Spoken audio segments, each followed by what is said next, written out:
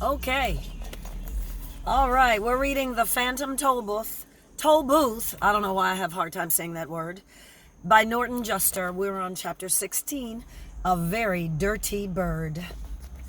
Up he went, very quickly at first, then more slowly, then in a little while even more slowly than that, and finally, after many minutes of climbing up the endless stairway, one weary foot was barely able to follow the other.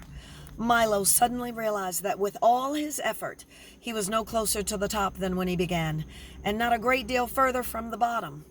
But he struggled on for a while longer, until at last, completely exhausted, he collapsed onto one of the steps. "I should have known it," he mumbled, resting his tired legs and filling his lungs with air. "This is just like the line that goes on forever, and I'll never get there." "You wouldn't like it much anyway," someone replied gently. "Indefinitely. Infinitely is a dreadfully poor place. They can never manage to make ends meet."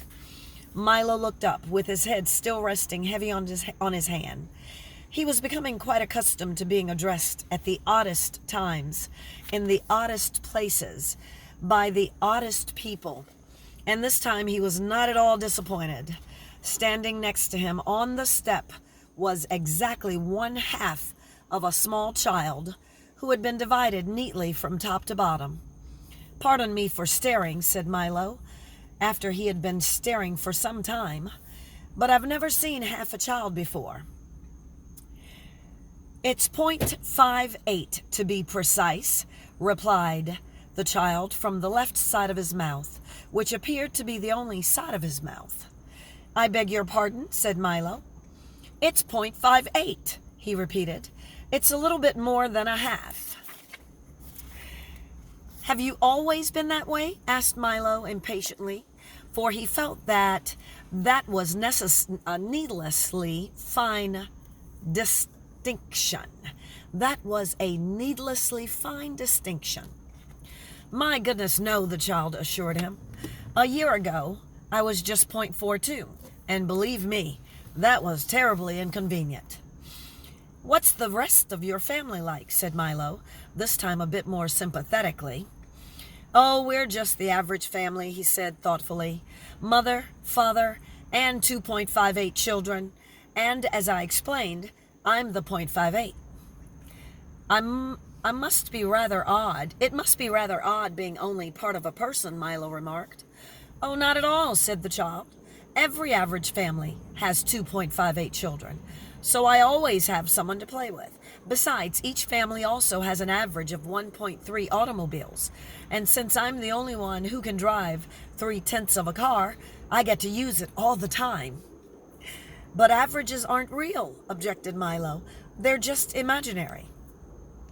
"That may be so," he agreed, "but they're also very useful at times. For instance, if you didn't have any money at all, but you happened to be with 4 other people who had $10 apiece, then you'd each have an average of $8. Isn't that right?" "I guess so," said Milo weakly. "Well, think how much better how much better off you'd be just because of averages," he explained convincingly. "And think of the poor farmer when it doesn't rain all year. If there wasn't an average yearly rainfall of 37 inches in this part of the country, all his crops would wither and die." It all sounded terribly confusing to Milo, for he had always had trouble in school with just this subject. "There are still other advantages," continued the child. "For instance, if one rat were cornered by 9 cats, then on the average, each cat would be 10% rat, and the rat would be 90% cat. 90 would be 90% cat. If you happen to be a rat, you can see how much nicer it would make things." "But that can never be," said Milo, jumping to his feet. "Don't be too sure," said the child patiently. "For one of the nicest things about mathematics, or anything else you might care to learn, is that many of the things which you can never be often are. You see," he went on, "it's very much like you're trying to reach infinity. You know that it's there, but you just don't know where. But just because you can never reach it doesn't mean that it's not worth looking for. I hadn't thought of it that way, said Milo, starting down the stairs. I think I'll go back now. A wise decision, the child agreed. But try again someday. Perhaps you'll get much closer. And as Milo waved goodbye, he smiled warmly, which he usually did on the average of 47 times a day. Everyone here knows so much more than I do, thought Milo, as he leaped from step to step. I'll have to do a lot better if I'm going to rescue the princesses. In a few moments, he reached the bottom again and burst into the workshop where Tok and the humbug were eagerly watching the mathemagician perform. Ah, back already? He cried, greeting him with a friendly wave. I hope you found what you were looking for. I'm afraid not, admitted Milo, and then he added in a very discouraged tone, everything in Digitopolis is much too difficult for me. The mathemagician nodded knowingly and stroked his chin several times. You'll find, he remarked gently, that the only thing you can do easily is be wrong, and that's hardly worth the effort. Milo tried very hard to understand all the things he'd been told, and all the things he'd seen, and as he spoke, one curious thing still bothered him. Why is it, he said quietly, that quite often even the things which are correct just don't seem right? A look of deep melancholy crossed the mathemagician's face, and his eyes grew moist with sadness. Everything was silent, and it was several minutes before he was able to reply at all. How very true, he sobbed, supporting himself on the staff. It has been that way since rhyme and reason were banished. Quite so, began the humbug. I personally feel that. And all because of that stubborn wretch, Azaz, roared the mathemagician, completely overwhelming the bug, for now his sadness has changed to fury, and he stalked about the room, adding up anger and multiplying wrath. It's all his fault. Perhaps if you discussed it with him, Milo started to say, but never had a chance to finish. He's much too unreasonable, interrupted the mathemagician again. Why, just last month I sent him a very friendly letter, which he never had the courtesy to answer. See for yourself. He handed Milo a copy of the letter, which read, 4738-1919, 667 39417 5841 62589 85371 14 39588 7190434 203 27689 57131 481206 5864 98053 621798750 But maybe he doesn't understand numbers, said Milo, who found it a little difficult to read himself. Nonsense, he bellowed. Everyone understands numbers. No matter what language you speak, they always mean the same thing. A 7 is a 7, anywhere in the world. My goodness, thought Milo. Everybody's so terribly sensitive about the things they know best. With your permission, said Tok, changing the subject, we'd like to rescue Rhyme and Reason. Has Azaz agreed to it? The mathemagician inquired. Yes, sir, the dog assured him. Then I don't, he thundered again, for since they've been banished, we've never agreed on anything, and we never will. He emphasized his last remark with a dark and ominous look. Never? Asked Milo with the slightest touch of disbelief in his voice. Never, he repeated. And if you can prove otherwise, you have my permission to go. Well, said Milo, who had thought about this problem very carefully ever since leaving Dictionopolis. Then with whatever Azaz agrees, you disagree. Correct? Correct, said the mathemagician with a tolerant smile. And with whatever Azaz disagrees, you agree. Also correct, yawned the mathematician nonchalantly, cleaning his fingernails with the point of his staff. Then each of you agrees that he will disagree with whatever each of you agrees with, said Milo triumphantly. And if you both disagree with the same thing, then aren't you really in agreement? "I've been tricked," cried the mathematician helplessly, for no matter how he figured, it still came out just that way. "Splendid effort," commented the humbug jovially. "Exactly the way I would have done it myself. And now may we go?" added Tock. The mathematician accepted his defeat with grace, nodded weakly, and then drew the three travelers to his side. "It's a long and dangerous journey," he began softly, and a furrow of concern creased his forehead. "Long before you find them, the demons will know you're there. Watch for them well," he emphasized, "for when they appear, it might be too late." The humbug shuddered down to his shoes, and Milo felt the tips of his fingers suddenly grow cold. "But there's one problem even more serious than that," he whispered ominously. "What is it?" gasped Milo, who was not sure he really wanted to know. "I'm afraid I can tell you only when you return. Come along," said the mathematician, "and I'll show you the way." And simply by carrying the three, he transported them all to the very edge of Digitopolis. Behind them lay all the kingdoms of wisdom, and up ahead a narrow rutted path led toward the mountains and darkness. "We'll never get to the top. We'll never get the car up that," said Milo unhappily. "True enough," replied the mathematician. "But you can be in ignorance quite enough without riding all the way. And if you're to be successful, it will have to be step by step." "But I would like to take my gifts," he insisted. "So you shall," announced the... oh my gosh. Dodecahedron, who appeared from nowhere with his arms full. "Here are your sights, here are your sounds, and here," he said, handing Milo the last of them disdainfully, "are your words. And most important of all," added the mathematician, "here is your own magic staff.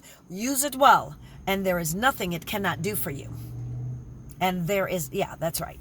He placed in Milo's breast pocket a small gleaming pencil, which, except for the size, was much like his very own. Then, with the last word of encouragement, he and Dodecahedron, who was simultaneously sobbing, frowning, pining, sighing from 4 of his saddest faces, made their farewells and watched as the 3 tiny figures disappeared into the foreboding mountains of ignorance. Almost immediately the light began to fade as the difficult path wandered aimlessly upward, inching forward almost as reluctantly as the trembling humbug. Tock, as usual, led the way, sniffing ahead for danger, and Milo, his bag of precious possessions slung over one shoulder, followed silently and resolutely behind. "Perhaps someone should stay back to guard the way," said the unhappy bug, offering his services. But since his suggestion was met with silence, he followed glumly along. The higher they went, the darker it became, though it wasn't the darkness of night, but rather more like a mixture of lurking shadows and evil intentions, which oozed from the slimy, moss-covered cliffs and blotted out the light. A cruel wind shrieked through the rocks, and the air was thick and heavy, as if it had been used several times before. On they went, higher and higher up the dizzying trail, on one side the sheer stone walls and brutal peaks towering above them, and on the other an endless, limitless, bottomless nothing. "I can hardly see a thing," asked Milo, taking hold of Tock's tail as a sticky mist engulfed the moon. "Perhaps we should wait until morning." "There'll be morning for you soon enough," came a reply from directly above, and this was followed by a hideous cackling laugh, very much like someone choking on a fishbone. Clinging to one of the greasy rocks and blending almost perfectly with a large unkempt and an exceeding soiled bird who looked more like a dirty floor mop than anything else. He had a sharp, dangerous beak, and the one eye he chose to open stared down maliciously. "I don't think you understand," said Milo timidly, as the watchdog growled a warning. We're looking for a place. We're looking for a place to spend the night. It's not yours to spend, the bird shrieked again and followed it with the same horrible laugh. That doesn't make any sense, you see, he started to explain. Dollars and cents. It's still not yours to spend, the bird replied haughtily. But I didn't mean, insisted Milo. Of course you're mean, interrupted the bird, closing the eye that had been open and opening the one that had been closed. Anyone who'd spend a night that doesn't belong to him is very mean. Well, I thought that by... He tried again desperately. That's a different story, interjected the bird a bit more amiably. If you want to buy, I'm sure I can arrange to sell. But with what you're doing, you'll probably end up in a cell anyway. That doesn't seem right, said Milo helplessly, for with the bird taking everything the wrong way, he hardly knew what he was saying. Agreed, said the bird, with a sharp click of his beak. But neither is it left. Although, if I were you, I would have left a long time ago. Let me try once more, he said, in an effort to explain. In other words... You mean you have other words? Cried the bird happily. Well, by all means, use them. You're certainly not doing well with the ones you have now. Must you always interrupt like that? Said Tok irritably, for even he was becoming impatient.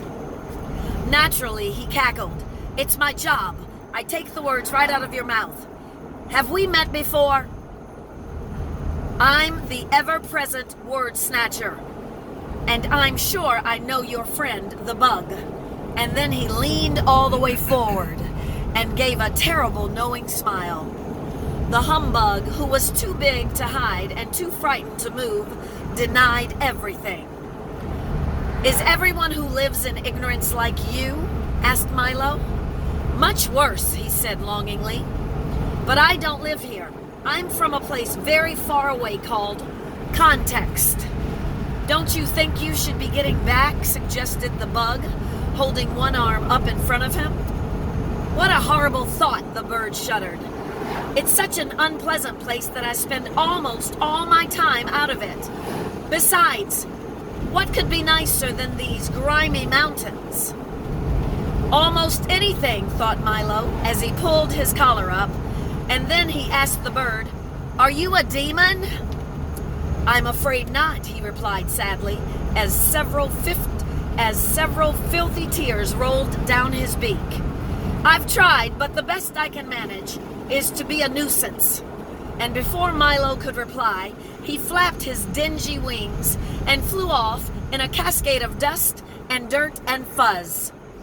Wait, shouted Milo, who thought of many more questions he wanted to ask. 34 pounds! 34 pounds! Shrieked the bird as he disappeared into the fog. He was certainly no help, said Milo after they had been walking again for some time. That's why I drove him off, cried the humbug, fiercely brandishing his cane. Now let's find the demons. That might be sooner than you think, remarked Tok, looking back at the suddenly trembling bug, and the trail turned again and continued to climb. Okay, get started. In a few minutes, they'd reached the crest, only to find that beyond it lay another one, even higher, and beyond that several more, whose tops were lost in the swirling darkness. For a short stretch, the path became broad and flat, and just ahead, leaning comfortably against a dead tree, stood a very elegant-looking gentleman. He was beautifully dressed in a dark suit with a well-pressed shirt and tie. His shoes were polished, his nails were clean, his hat was well brushed, and a white handkerchief adorned his breast pocket. But his expression was somewhat blank. In fact, it was completely blank, for he had neither eyes, nose, nor mouth. Hello, little boy, he said amiably, shaking Milo by the hand. And how's the faithful dog? He inquired, giving Tok 3 or 4 strong and friendly pats. "And who is this handsome creature?" he asked, tipping his hat to the very pleased humbug. "I'm so happy to see you all. What a pleasant surprise to meet someone so nice," they all thought. "And especially here. I wonder if you could spare me a little of your time," he inquired politely, "and help with a few small jobs." "Why, of course," said the humbug cheerfully. "Gladly," added Tock. "Yes, indeed," said Milo, who wondered for just a moment how it is possible for someone so agreeable to have a face with no features at all. "Splendid," he said happily, "for there are just 3 tasks. First, I would like to move this pile from here to there," he explained, pointing to an enormous mound of fine sand. "But I'm afraid that all I have is this tiny tweezers." And he gave them to Milo, who immediately began transporting 1 grain at a time. "Secondly, I would like to empty this well and fill the other, but I have no bucket, so you'll have to use this eyedropper." And he handed it to Tock, who undertook at once to carry 1 drop at a time from well to well. "And lastly, I must have a hole through this cleft, and here is a needle to dig it." The eager humbug quickly set to work picking at the solid granite wall. When they had all been safely started, the very pleasant man returned to the tree and, leaning against it once more, continued to stare vacantly down the trail, while Milo, Tock, and Humbug worked hour after hour after hour after hour after hour after hour after hour after hour after hour after hour after hour after hour after hour after hour after hour after hour after hour after hour after hour. The end of chapter 16.